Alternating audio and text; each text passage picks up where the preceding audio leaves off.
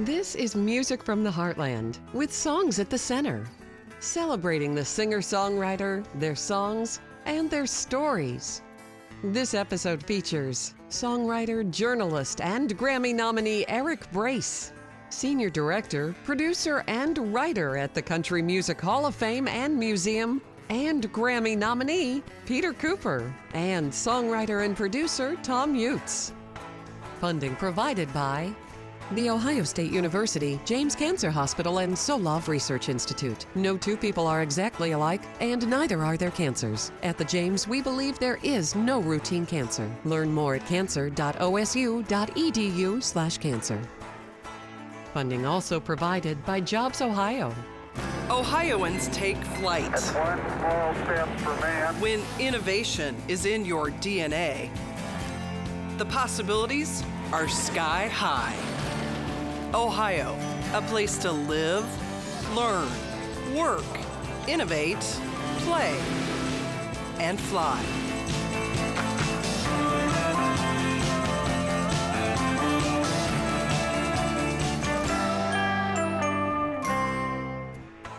Here's our show's creator and host, Eric Gnezda. Welcome to Songs at the Center, where we celebrate the singer-songwriter. We're the series that brings you the songs and their stories. We're very happy to be coming to you from the Midland Theater in Newark, Ohio, which originally opened in 1928 and was restored and reopened in 2002. As always, we bring you great songwriters, and today is no different. We're happy to have with us from Nashville, Tennessee, Thomm Jutz, Peter Cooper, and Eric Brace. Eric Brace, you're originally from Washington, D.C., and been in Nashville for quite a while, but here we are in Ohio, and you wrote a song about one of our heroes, Neil Armstrong. Tell us a little bit about that. Well, he was one of my heroes, too. I was a 9-year-old boy in July of 1969. I had all the Revell models, the Saturn V rocket, the lunar landing module, the command module, and knew all the names of the Apollo astronauts. And I just kept that fascination alive, and as I got older and started thinking a little bit more about what those astronauts were like as human beings and not just sort of idols to a kid, Neil Armstrong just became more and more interesting. So I wrote this song a few years back thinking about him and how little he talked about it after he got back. So that's what this is. It's called Tranquility Base. Well, we're proud of Neil Armstrong and also the late John Glenn. Absolutely. Who Columbus just named their airport after. That's right. So for some, what do you think accounts for Ohioans going into outer space? Well, we were wondering about that yesterday. We were thinking about how many Civil War generals came from Ohio. So you've got kind of a good grasp on those things, on astronauts and on generals. So well, we're risk takers. That must be it. Yeah. Anyway, well, we'd love to hear Tranquility Base.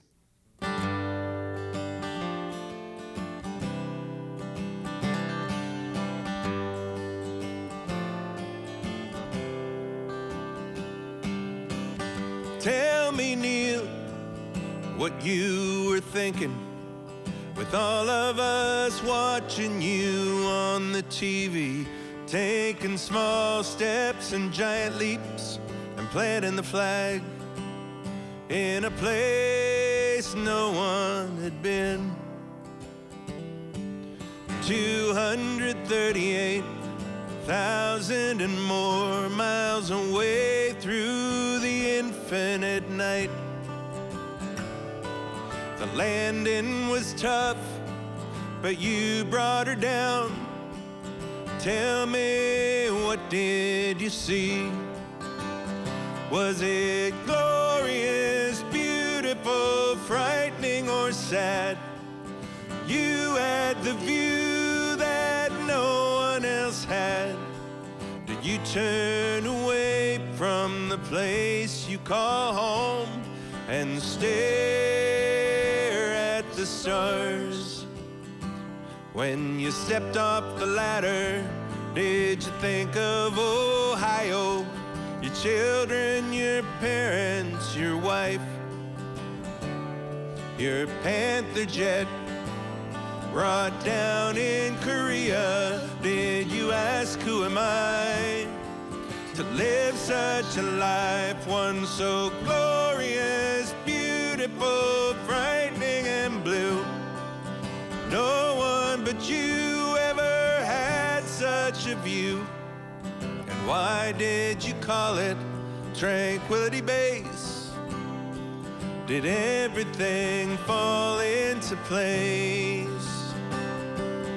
Oh.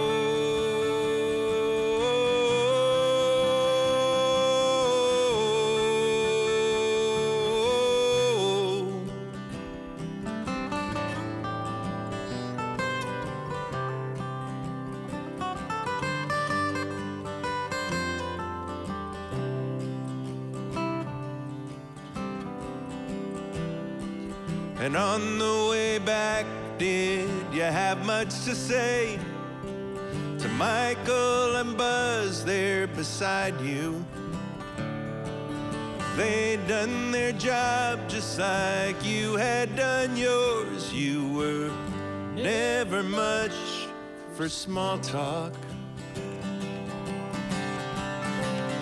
And when you hit the atmosphere, flames, they were everywhere. Did you wonder if you'd make it through? And when you hit the water out in the Pacific, you were just a speck in the blue. But still glorious, beautiful, silent and sad. You had the view that no one else had. When you headed back to the place you call home, did everything look out of place? Did you miss Tranquility Base? Did you leave something up there? Do you wanna go back? Do you miss Tranquility Base? Do you miss Tranquility Base? Whoa.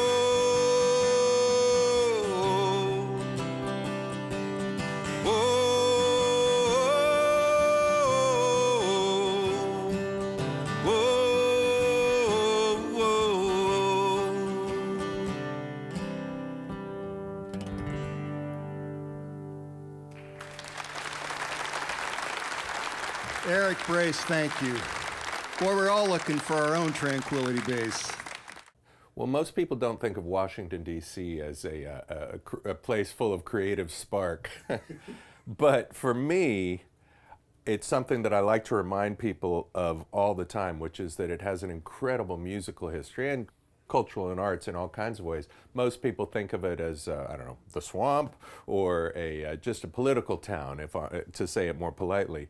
But there's so much history there, from early country to early rock and roll, R&B, blues, and then much later into areas like mambo and salsa and go-go music. And it's a really musical town. From the Midland Theater in Newark, Ohio, we bring you songs, singers, and their stories.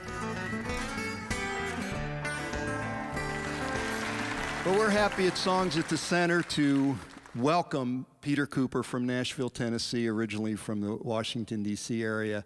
And Peter, you've done so many things and worked with so many people. Chris Christopherson called your songs deep stuff, and they get better every time you listen. That's quite a compliment, isn't it? What does he know? But you have been a songwriter for a long time, but you're also a journalist. Wrote for the Tennessean, and you're now with the Country Music Hall of Fame. And how has being a journalist really informed your writing as a songwriter? I think being a journalist necessitates curiosity and problem solving in some ways, and those things are integral in writing songs as well. Plus, I've gotten to sit down, with Chris Christopherson and Johnny Cash and Tom T. Hall and Emmylou Harris and talk about making music and writing songs. So that's gotta help. It's you know, if you do journalism right, every day is kind of a master class in whatever you're writing about for you. And there's deadlines. There are deadlines. And you learn brevity as well. I never learned brevity.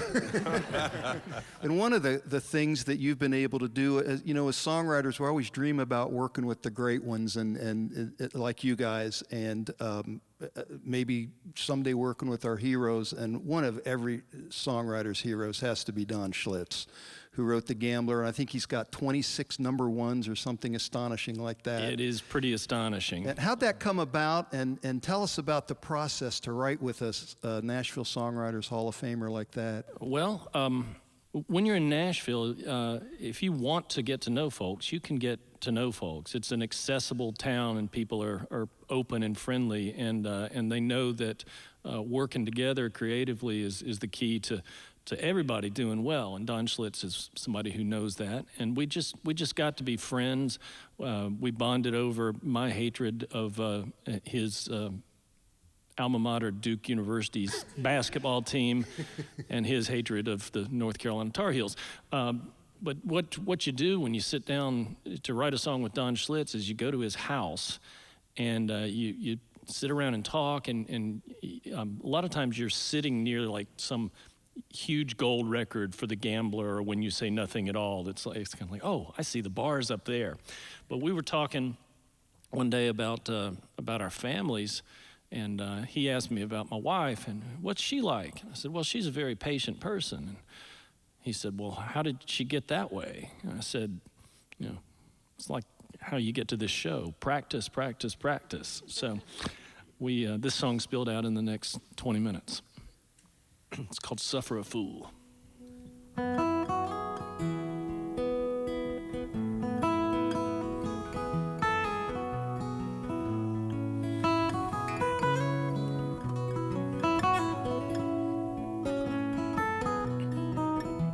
Suffer a fool, I can hardly believe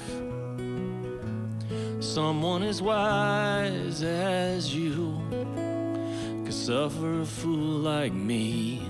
Suffer a fool, I can hardly believe someone as wise as you could suffer a fool like me. You've seen me stumble, you've seen me fall, and you have seen me on my knees. You've heard me call, and I've seen you patient, and I've seen you kind, and I have seen you making sure I was not left behind. Suffer a fool, I can hardly believe someone as wise as you could suffer a fool like me. Suffer a fool, I can hardly believe someone as wise as you could suffer a fool like me.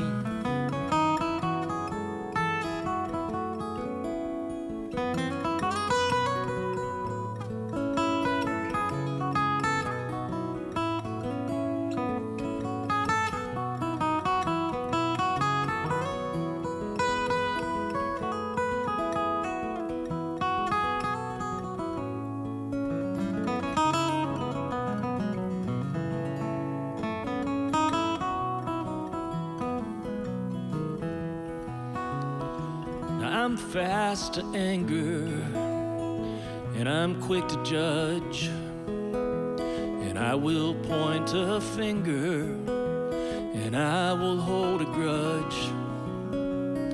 You've seen my shadows in the places where I hide. You are always waiting for me on the other side.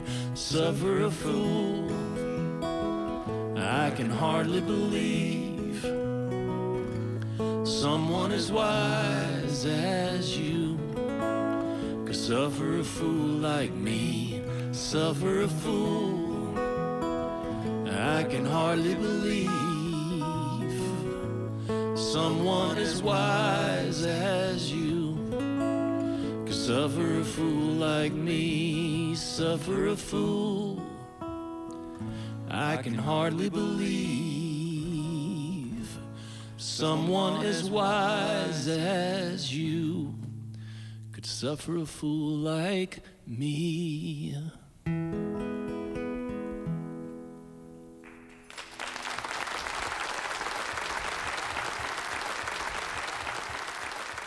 I work now at the Country Music Hall of Fame and Museum in Nashville, which I think is the finest music museum certainly that I've ever been to. And I'm what they call a director, producer, and writer. So that means different things on different days. Kind of walk into the building and see what needs to get done. But I get to put on shows and book musicians in for tribute concerts, work on exhibits, write speeches, give talks. It's just, you're immersed in the history of country music every day. It's just a wonderful place to walk into in the morning.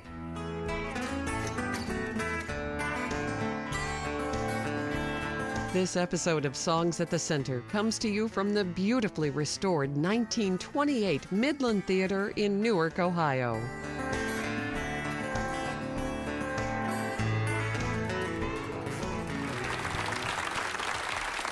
Thomm Jutz, welcome to Songs at the Center. Thank you. You grew up in Germany and knew at a very young age when you heard Bobby Bare sing on German television one night that you wanted to come to Nashville, and you've made that dream happen.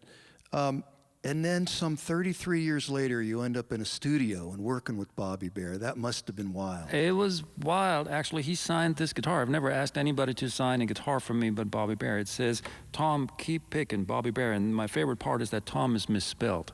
He spells his T-O-M, and I spell my name T-H-O-M-M, but that makes it even better to me. But he was incredible. He was like Peter said, Bare is like John Prine. Bare is everything you want him to be. And I was producing a series of 3 records on the American Civil War, and the third volume was all about the Battle of Franklin, which was a very decisive battle outside of Nashville, 25 miles south of Nashville. And we asked Bare to come in and sing a song, which he did, and it was funny because it totally kicked something loose in him. Like, ever since then, and I'm not exaggerating this, he's completely obsessed with the Civil War. That's all he wants to read about, and he knows a ton more about it than I do at this point, although I think I did pretty good amount of research. But it was kind of cool to see that, and every once in a while he calls me and asks me, "Hey, have you read this book about Longstreet?" or something like that, and I haven't, but he is. What's your fascination with the American Civil War? Well, that's where we decided who we were going to be, and it started there. Before that, it was an idea, and then that idea was put to the test. And since then, it's been a different country, a different people, a united people. Have you found that having grown up in Germany, you have a different perspective on it than you hear from fellow Americans? Or no, I don't necessarily think so. I'm just really fascinated with American history, especially Southern history, Southern music, Southern culture overall, Southern food, all of that. It was just something that I, again, like when I started playing guitar or got into country music, it was just something that caught my attention, and I followed it down and made those records, and it was a lot of fun to do that. We'd love to hear a song from you, if you brought one.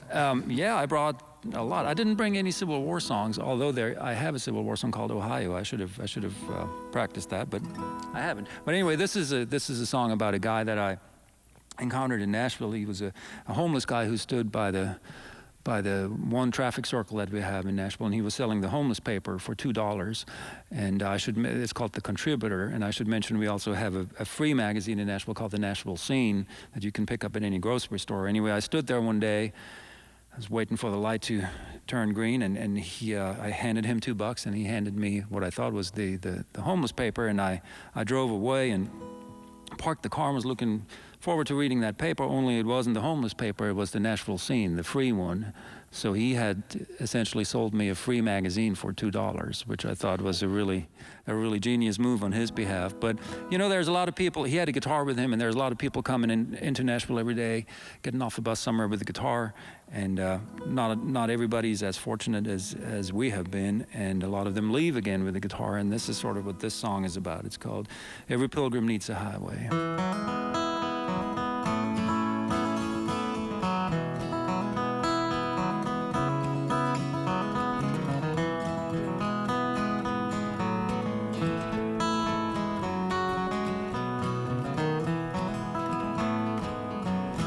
Everybody's going somewhere in a crowd or all alone, trying to reach their destination, trying to find their way back home. Everybody's in a hurry, you can see it in their eyes. It's a lonely desperation and a paper-thin disguise. Every pilgrim needs a highway, interstate or two-lane road, subway station in the city, seeking shelter from the cold, on a platform at the depot, when that lonesome whistle blows. Every pilgrim needs a highway, any way to get back home.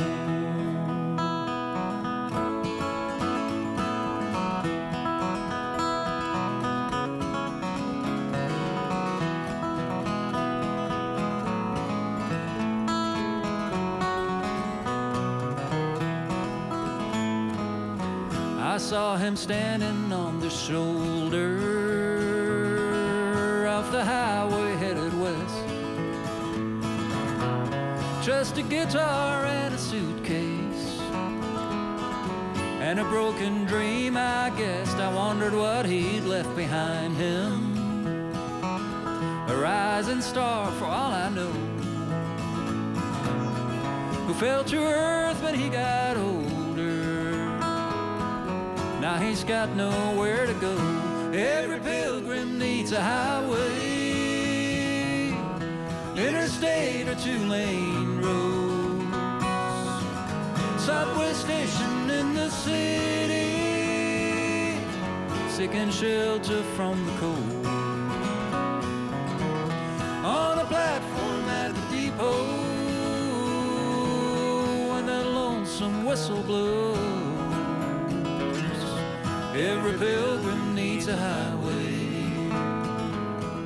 any way to get back home.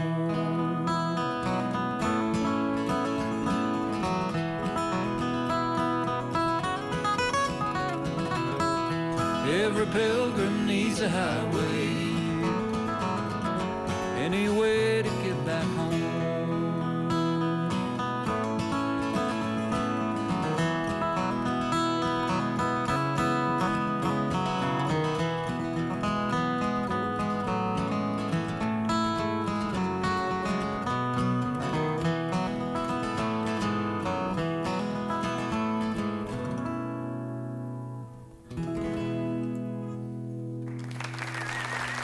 Thomm Jutz.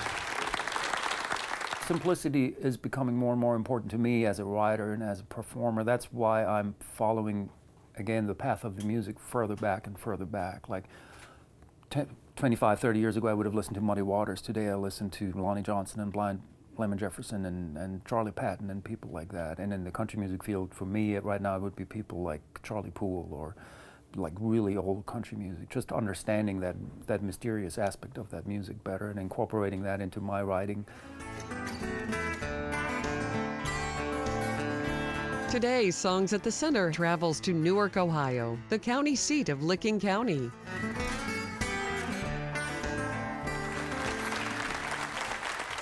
Thank you for joining us from the Midland Theater in Newark, Ohio. I'm Eric Gnezda. We hope that you'll continue to watch us on public television stations all over America, where you'll always find Songs at the Center. We'll see you next time. Funding for Songs at the Center provided by Jobs Ohio. Ohioans take flight. That's one small step for man. When innovation is in your DNA, the possibilities are sky high. Ohio, a place to live, learn, work, innovate, play, and fly.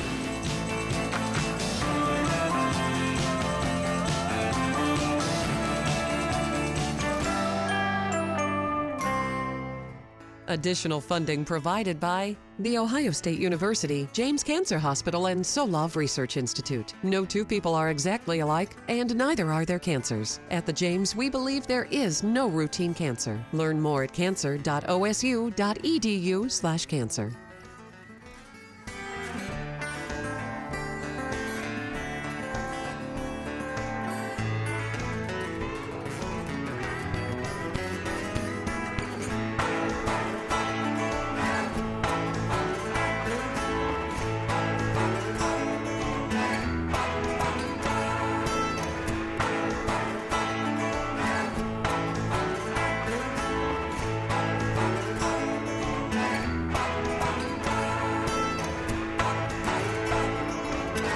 Learn more about Songs at the Center at songsatthecenter.tv.